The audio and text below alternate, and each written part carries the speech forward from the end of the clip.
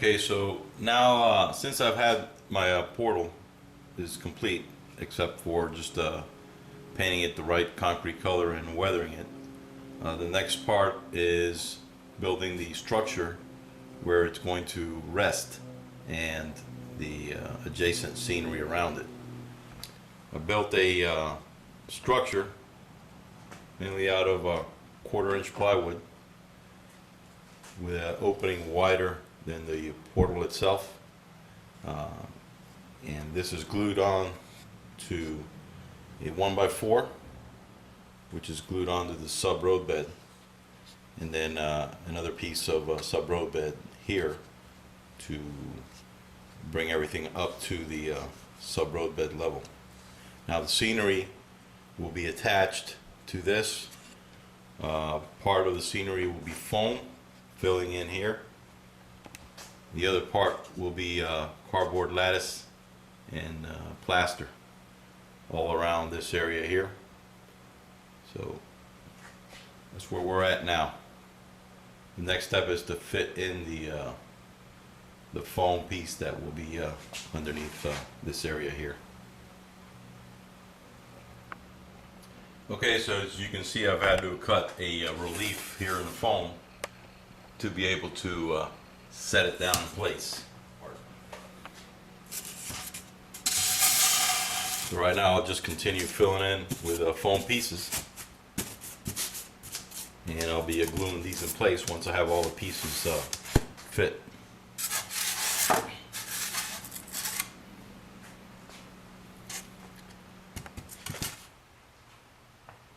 Okay, here's some more of the start of the scenery.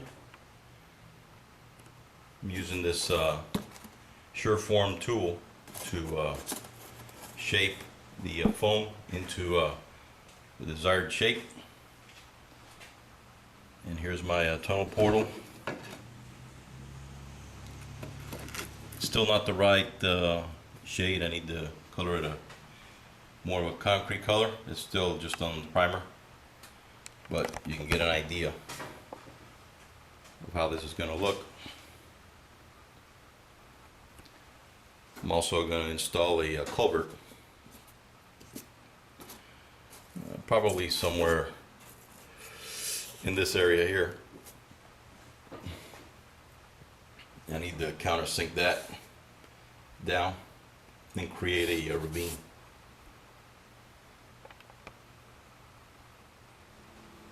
Okay, so I've put some Sculpt-A-Mold on the foam to seal up the cracks or the joint pieces of the foam. And in this area here, I laid in the culvert with wrap by saran wrap and placed the Sculpt-A-Mold around the culvert. I'm going to let it set a little bit, and then once I see it starting to harden, I'm going to pull the culvert out so that it will be I can paint it and then put it back in. And I'll have a nice mold to it. So we'll see how that comes out. Okay, so there's the culvert. Painted a concrete color.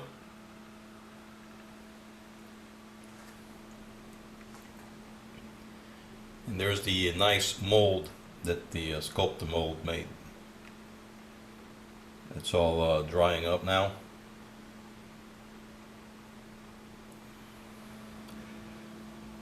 Okay, here's my tunnel portal. Painted a concrete color. I think it looks pretty good. I still have to weather it. Let me give you guys a money-saving tip. Okay, here we have Woodland Scenics Earth Colors liquid pigment concrete color. This goes for $5.29 for a 4-ounce bottle. You also have polyscale concrete, a concrete color, acrylic enamel, $5.39 for a 1-ounce bottle. And here we have my own concoction. As you can tell, it's almost the same color, except I've varied it a little bit because concrete is not always the same color.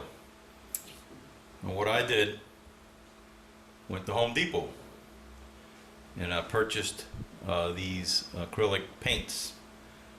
Big Al Mayo uses these paints as well, so it's nothing new.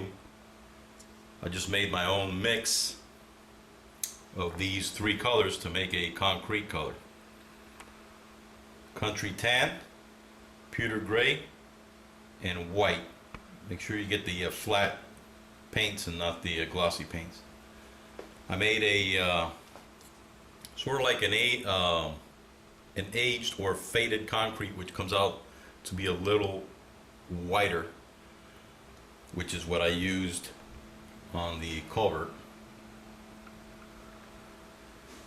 And I used 6 ounces of white, 1 ounce of pewter gray, and 1 ounce of country tan. For a fresh poured concrete color, which you're going to get a little more yellowish green into it, or brown, I used 6 ounces of white, 1.5 ounce of pewter gray, and 3.5 ounces of the country tan. And this will give you can see them both side by side. Little variation, but once it's dry, this will be a little browner or tanner than this one here. So you may want to try it. These paint bottles are $1.97 for 8 ounces. So for $1.97, you're going to get 8 ounces of paint, as opposed to $5.29 for a concrete stain, or $5.39 for acrylic enamel paint in a bottle.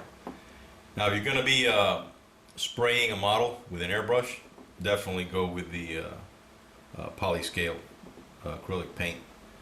But if you're just brushing on landscaping items, you're using a foam brush like my tunnel portal or the Culvert, this can save you a lot of money. Okay, so here we are. The sculptor mold has dried somewhat. Now this is just the first coat. Obviously it's going to need some more to cover these seams. But as you can see, how the tunnel portal fits in here.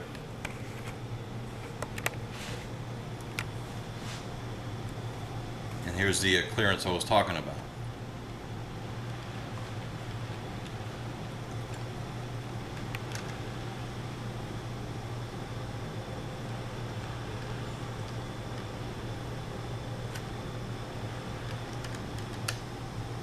So I got plenty of clearance there and on the outside track.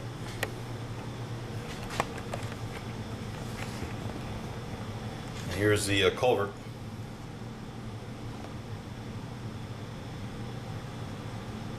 Nice little mold, stayed molded in, where I can just fit this in place and then fill around with dirt or bushes or what have you. But that gives you a general idea of where I'm at.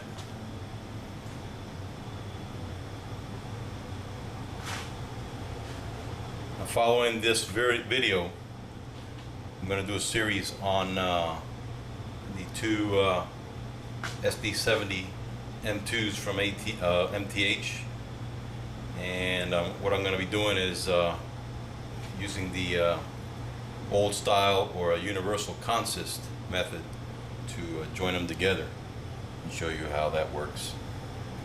So stay tuned for that.